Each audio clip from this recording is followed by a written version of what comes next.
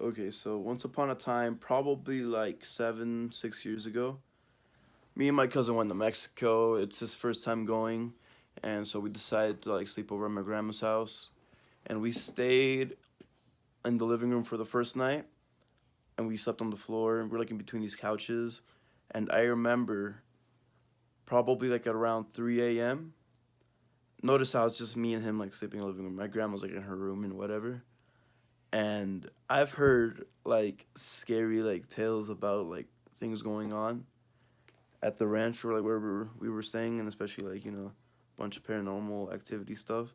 But I was never like I never really paid too much attention to it until one night I woke up at 3 a.m. It's me and him.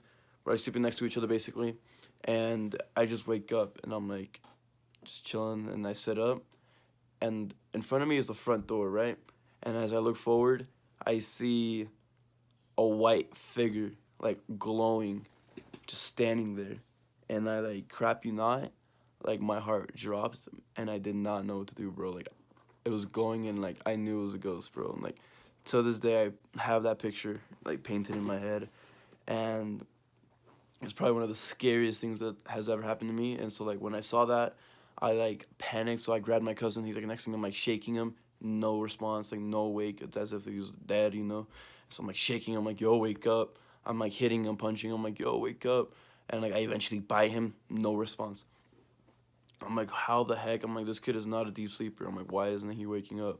And so I look back. It's still there. I'm like tripping even harder.